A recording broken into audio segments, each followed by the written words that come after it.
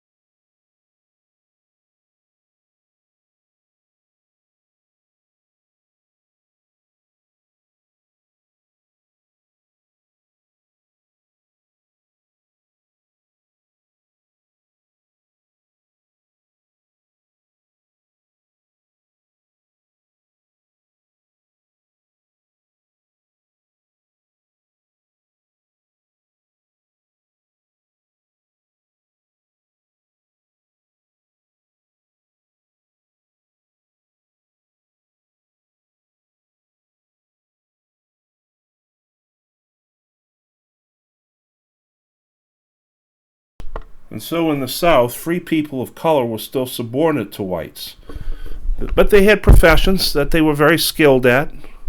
They also served as midwives, and some free people of color even owned their own slaves. You were permitted to own slaves if you were black. Oftentimes, though, it was their own family members they were purchasing to get their freedom. How did slaves resist in these days? Well, there's two types of resistance. Essentially, there's active resistance and passive resistance. Passive resistance involved sabotage, getting sick outs, and things like that. There were very few active rebellions like Nat Turner's revolt of 1831. Escape was often a means of resistance, and most importantly, slave religion. Religion, of course, was the binding agent that joined all peoples together, that in the eyes of God, in the bliss of salvation, all were equal.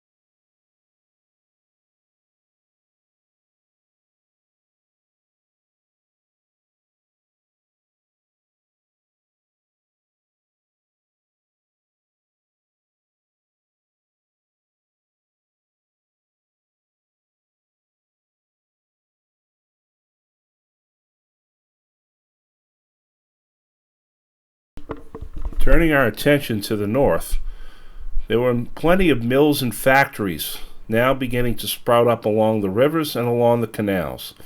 You didn't just have factories, though. You also had what was called the putting out system, in which machine-made components were distributed to individual families, and this diversifies production. And it is designed to provide cash to small farmers by having their wives earn a little extra money. You also had, of course, interchangeable parts, which was proposed by Eli Whitney and helped lead to mass manufacturing. Interchangeable parts brings an end to the medieval guild system and the artisan class. You also had, with manufacturing, crowded cities. Cities were the places of manufacturing. They became more crowded and unhealthy. There was a large influx of immigrants to the cities. And there was a labor glut. Too many workers and not enough jobs. What mass manufacturing also does is it leads toward the growth of a new middle class in the country. As you have larger and more sophisticated corporations, you have to have clerks and accountants. And in the off time, after work, you had voluntary associations in which middle class people would belong to in order to solve the problems of the world, so to speak, or at least the problems of their community. They also strove for a successful genteel life that mimicked in some ways the rich, but on a smaller scale. And you also had what was called the cult of domesticity. The cult of domesticity meant that as husbands now no longer worked at home or in their home shops, they worked at the factories, leaving wives to tend the home. This does not mean that women are relegated to the home. It means that women are left at home and then they go and seek the association of other women at marketplaces and through other activities, and they begin to form networks with other women, and they also begin to form voluntary associations.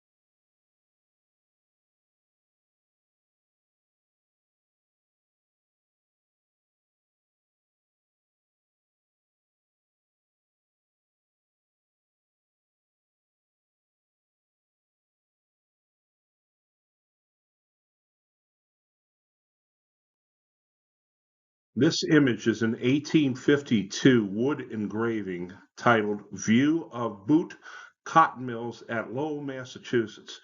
The Boot Cotton Mills, and that's spelled Boott, are featured centrally here in the picture, with smoke rising from their chimneys to represent industrial activity. The scene highlights the transition of American society from agrarian to industrial during the 19th century Industrial Revolution. The first part of the Industrial Revolution was textile industry. The second part of the Industrial Revolution is more in line with iron and steel and the development of consumer goods. Pedestrians and workers in the 19th century attire are shown walking through the courtyard in front of the factory buildings.